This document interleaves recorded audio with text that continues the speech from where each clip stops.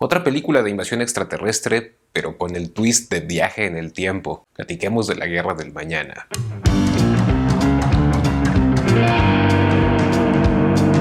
¿Qué tal amigos? Sean bienvenidos una vez más a Charla de Cine. Hoy para platicar de esta película que por lo menos, en mi opinión, es un poquito entretenida, pero que también tiene pues muchísimos defectos en la parte del guión, o como solemos decir ya por aquí, más hoyos que un queso gruyère. La Guerra del Mañana, interpretada por Chris Pratt. Esta película además originalmente estaba planeada para salir como siempre, como esto últimamente se habla de las películas que tienen retraso por algún tema de la pandemia.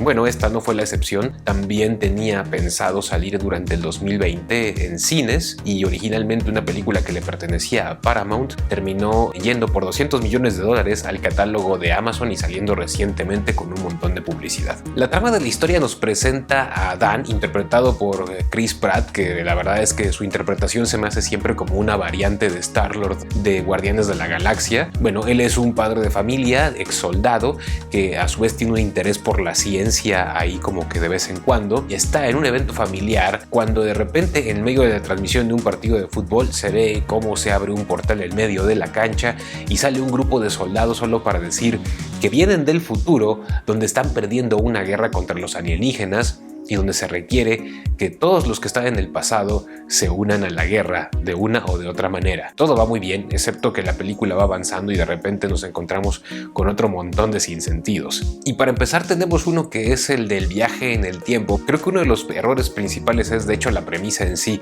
donde los personajes o muchos que están intentando ir al futuro pues no tienen ninguna preparación, no se les da ningún tipo de entrenamiento, no se les da ninguna descripción de contra qué se van a enfrentar, virtualmente nada.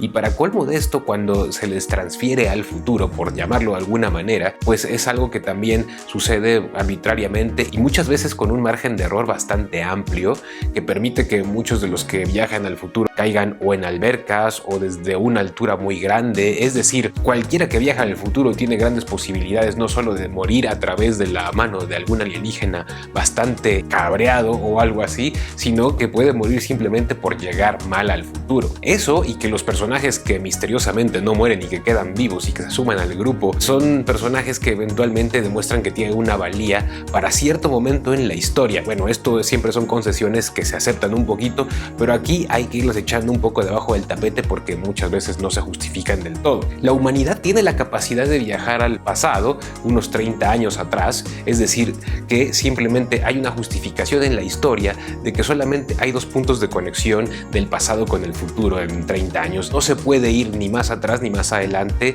del momento, digamos, presente. Y para seguir con la película, lo que justifica un poco la trama es la sensación de urgencia todo el tiempo. Una sensación de urgencia porque se está trabajando en desarrollar una toxina que pueda aniquilar a los alienígenas, que de por sí, cuando los vemos ya por ahí de más o menos un tercio o poquito más de la película, notamos que son muchísimos, que están totalmente como rabiosos, que no son ningún alien que se vea del tipo razonable, ni mucho menos que son virtualmente como indestructibles, salvo que se les dispare en un cierto lugar. Otra de las cosas que no es fácil de explicar o de por lo menos darle un cierto sentido o lógica es que si se puede viajar al pasado 30 años atrás, ¿no sería mejor que esos 30 años se utilizaran en cualquier cosa que pudiera desarrollarse para descubrir el origen y cómo luchar contra la amenaza? Pues parece que en realidad no, y que lo que conviene en este sentido más es pedirle prestado a la humanidad un poco más de humanos para ir al futuro y luchar una guerra que virtualmente parece perdida, algo que pues también hay que echar debajo del tapete.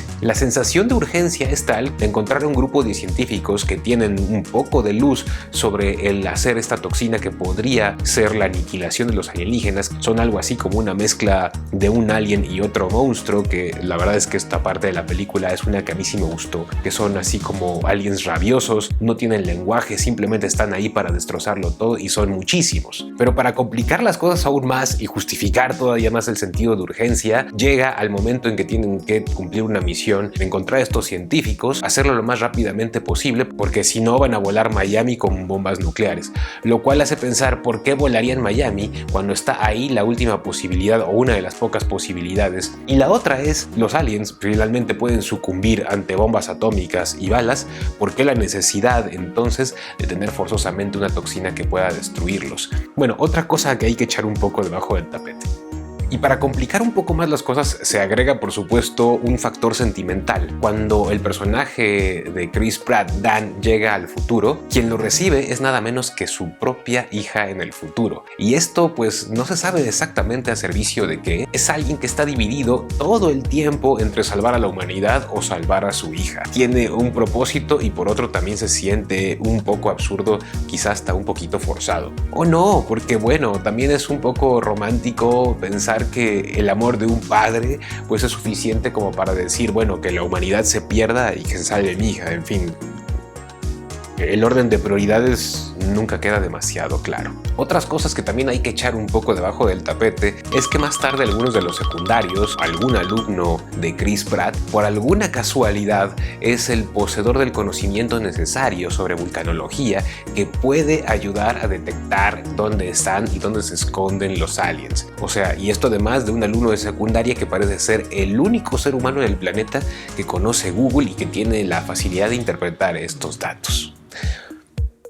Ya para cuando han pasado suficientes cosas, donde el grupo encabezado de nuevo por Chris Pratt tiene en sus manos la solución, se la plantean a un militar que para nada les dice que va a hacer caso y que no va a invertir ni un peso y que no va a dedicar ni un recurso, y estos como si nada se arman un comando de expertos, ya tienen un avión, ya tienen todo lo necesario para irse al Polo Norte. Uno de los personajes secundarios, el papá de Dan, interpretado por J.K. Simmons, se ve bastante potente para la película, pues básicamente no tiene ninguna relevancia. Sabemos que es un padre que es distante y que solamente está ahí para cumplir pues un poquito con la parte que va a venir a la definición de la película. Ya en el Polo Norte, donde por supuesto hay muchísimas pistas de aterrizaje, llegar ahí no hay problema en avión porque ningún país que tiene un espacio aéreo por ahí se va a enterar, etcétera, donde además se asume que cualquiera de estos personajes tiene la capacidad de aterrizar un avión en el Polo Norte, que son miles y miles de kilómetros de tundra de blanco y más blanco y más blanco.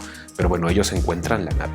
Una explosión controlada que por supuesto requiere de un ingeniero o algo así. Este grupo no tiene entre ellos a un ingeniero porque se supone que todos son algo así como soldados. Otra cosa que también hay que echar debajo del tapete. Y cuando tienen que detonar la explosión es con el famosísimo C4. Lo hacen bien, eso no despierta a nadie, no pasa nada, no hay ningún problema. Está la entrada ahí de inmediato y ya van ahí con la famosísima toxina que han defendido durante toda la película. Pero en vez de irse a darle a la madre de todos los aliens, no, primero inyectan la toxina en alguno de los aliencitos, despiertan a todos, se despierta la madre y como es obvio la madre alien se escapa, todo se resuelve a puño limpio en medio del Polo Norte. Entonces si eso no es romanticismo, bueno, no sé, también hay que echarlo debajo del tapete. Esto siempre conduce a una reflexión que quizá a las productoras en realidad no les interesa hacer productos que tengan una lógica o que sean un poquito más interesantes en la parte intelectual, porque finalmente quizá lo que piensan es que de todas formas se va a vender o se va a ver.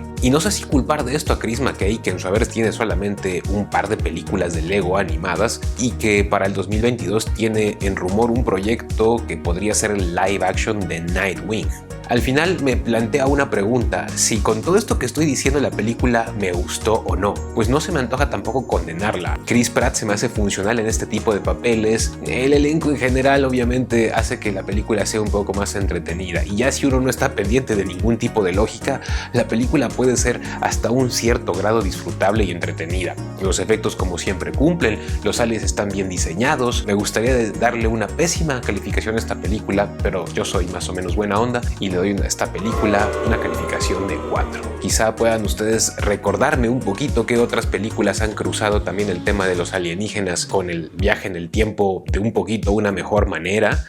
Quizá también esto lo hemos visto en series o algo así, déjenmelo en comentarios. Y si les gusta nuestro contenido, no se ahorren su like, por favor complázcanos con ese clic que es súper jugoso para nosotros, y ya yendo unos milímetros más al lado para suscribir si aún no lo han hecho. Yo soy Ulises Campos y nos vemos en la próxima charla.